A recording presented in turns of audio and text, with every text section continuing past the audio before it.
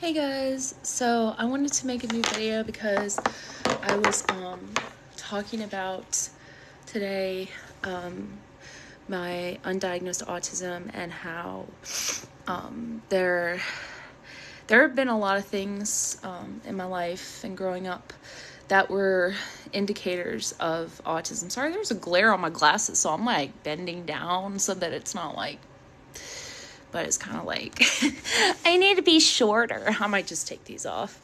But anyway, there's early signs and indicators that I was on the spectrum that my parents decided not to get me tested for, I guess. And it's funny because my mom started working with children with autism, and a lot of the boys with autism that she helped at the schools were some of my friends, and I invited them to like my birthday parties and stuff because they were my friends. I don't even know. But early signs, I talked about the stick thing in the other video, and I wanted to talk about some other things since I mentioned the music video Warning by Incubus. If you've ever heard of that band, I posted on X and I think TikTok. I was like, I feel eternally like the girl in this music video because she's basically saying that, I'm taking these off because the glare is annoying me. She's saying that, her life has passed her by. She feels frozen in time and everybody else is living their lives, moving on around her. And it's like she's been keeping something inside her for so long, and then she just like screams. And that's kind of how I felt inside my entire life, and I'm 36 years old. And sometimes listening to those songs and things that hit a nerve like that make me cry because they're so accurate and true to how I feel inside. And I love that music can do that, and that's why I've always went to music, because music is the way that I express my emotions. Just even whatever I'm listening to that day could be explaining how I'm feeling or what I'm doing or how I'm feeling about a situation. And so I share the music that I listen to because it is not just what I'm listening to, it's how I feel sometimes. It's how I feel. And I know that song, and a lot of songs growing up, there are a lot of songs that I connected with on a personal level, like the song Crawling by Linkin Park, and I had also posted Dig by Incubus today. And I was thinking about, oh, what if I made like a playlist of all of the songs that really spoke to me deeply growing up and still do to this day, because it's the combination of the lyrics of the song and the music videos. Usually the imagery in the music videos I'm drawn to, and I'm always drawn to imagery and music videos about a girl who is sad or depressed, lonely, isolated. She doesn't feel like she has a lot of friends, or she feels like she can't speak up or can't talk about something that she really needs to. And I guess that's at the core of how I've always felt. And so in thinking about some of the other early signs, I had friends, but I didn't have a lot of friends growing up, and I played by myself a lot. And the friends that I did have when I was younger were boys mostly, and they were actually like 4 to 7 years younger than me sometimes, like, because it was weird. Like, okay, they were the boys that lived down the street and stuff, and like one of the boys' moms was my mom's friend growing up, but she had a daughter who was only a year older than me. But I never wanted to hang out with her. I just like didn't connect with her, even though we were around the same age. And my parents thought that was odd, that I wanted to hang out with the little brother, because he was like 4 or 5 years younger than me. But he became like my best friend. And we used to laugh about the most ridiculous things. He had asthma, and he used to come spend the night at my house. And granted, I'm like probably 8 or 9, and he's like 5 or 6. And then probably I was good friends with him up until the age of like 12. So when I was 12 and he was like 6, he was still coming over, like hanging out, and he would spend the night. And I had one of these old like VHS tapes of like these old cartoons. Like some of it was Looney Tunes, but some of it was like old black and white cartoons. And I wish I still had that VHS because there were some really cool cartoons in it. But every time he spent the night at 3 o'clock in the morning, we waited until my parents went to sleep and put this VHS tape in. And for some reason, we thought that the way the characters looked and walked and talked, and some of them, was so funny that we would be laughing so hard at it that like I would like laugh like I was gonna pee my pants laughing, right? And he had asthma, and so what ended up happening is he would laugh so hard that he would start to have an asthma attack, and so he'd have to get his breezy machine out in the middle of the night, and it would wake my mom up, and she's like, Anne Marie, are you making him laugh again? Stop doing that. Sam, put your breezy on. And excuse me, I've been crying a little bit. And me and Sam thought it was funny. Like, he was still just laughing and coughing when he had his breezy over his mouth. And they're like, the two of you are going to go to bed now. No more watching TV. So Sam was a lot younger than me. And I guess I never realized how, developmentally and emotionally immature I was for my age. I never looked back and thought about my friends growing up and thought anything bizarre about that. But I realize now that a lot of girls my age, between the ages of, 6 and 12, were probably not hanging out with kids that were like 4 years younger than them, like on a daily basis and being like best friends with those people. They were probably hanging out with other girls, and they were probably hanging out with girls in their relative grade or age group. And I just wasn't. At school I did, and at school I was nice and I talked to my classmates, but at home Sam was like one of my only friends. And then when I got a little bit older, there were these other boys who lived down the street, and they were kind of sketchy. Like, they were kind of really sketchy, but like we didn't realize that because Sam hung out with them. Some of them skateboarded. And I remember one time they came over to my backyard. It wasn't Sam. Like, I was just hanging out with these kids, and I didn't know them very well. But I had a tree house, so we were like going to go play in my tree house. And they showed me their pee-pees. And they wanted me to show them my... And me being completely confused, because I was like, I want to say I was probably like 8 at that point. I was like 8 years old. Like, I know what wee and down there is, but I was confused at why they were like, I didn't know that it was inappropriate for them to have done that. So I remember at dinner that evening, when I was having dinner with my family, I talked to them and I told them, the two boys that live down the street showed me the stuff in their pants, and they wanted me to show me mine, but I didn't want to. And my mom was like, what? And then she was like, you're never hanging out with those boys again. I was like, oh, okay. And they used to like pee in a Pepsi bottle and just like throw it in the yard. And like my mom found like empty Pepsi bottles with like pee in them and stuff. And she was like, what the, like, I don't know. And see, this is the thing. These are things that like, they sound odd. And I guess I never really connected that to being an autism thing, but those are social issues that I had in elementary school and early adolescence that I didn't even think were signs of autism. Okay, so anyway, sorry, I had to like put a new video on because it like timed out. So I didn't know that a lot of those things were early indicators and early signs of autism. My mom started working with children in special education, and she's focused on children with autism.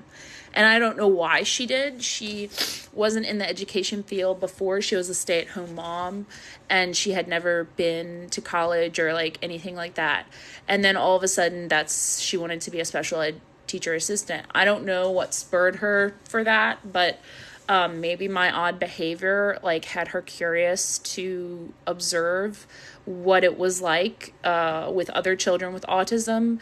But I suspect that if a teacher did mention that they thought I should be tested, my dad probably was like, no. He probably like refused, and my mom was curious to find out. But then like they never told me these things. So I've gone my entire life completely clueless about a lot of this and about a lot of the things that they probably were determining or thinking about when I was in elementary school. And I wish I would have been told about those things when I got a little older, because now my parents are kind of at the age that they're like forgetting things. And these are things that it's too hard for me to go back and address with them, because it will bring up a lot of emotions, and also like they don't remember stuff like they used to. So it's kind of that time with my parents where it's like I just want to make the most of the time I have with them and not, bring old stuff up just so I can get my clarity, because I think right now I'm piecing it together, and I think I can be okay with how I've pieced it together. So I did not have a lot of good friendships in elementary school and like middle school. It was really difficult for me. I remember there was this girl who lived behind us at one point, and her brother, and she was like a little bit younger than me, and she was a girl. So I guess my mom was like, oh, she's like hanging out with the girl. She's like playing with the girl. And the girl had like a younger brother, or no, he was older than her, but younger than me by like a year or two. And I think he had like a crush on me because he was always like spying on us and stuff. And she like, her parents were divorced, so that house behind them was their dad's house. And then every other weekend she would be staying at her mom's, which was like somewhere near like the beach. Like it was like a 45-minute drive or something. It wasn't like close by. And I remember going over there like once. But the family was actually like really weird socially, and like I remember that about them. They had a bunch of snakes, okay, and I was terrified of the snakes. But when my parents kind of figured out that like the dad was kind of weird and they were just kind of weird, they were like, don't hang out with them anymore. But I can't remember much about our friendship. I do remember that it felt forced. I felt forced to be friends with this girl, and like we were really trying really hard to have things in common and to like do things together, because I didn't know how to connect with her.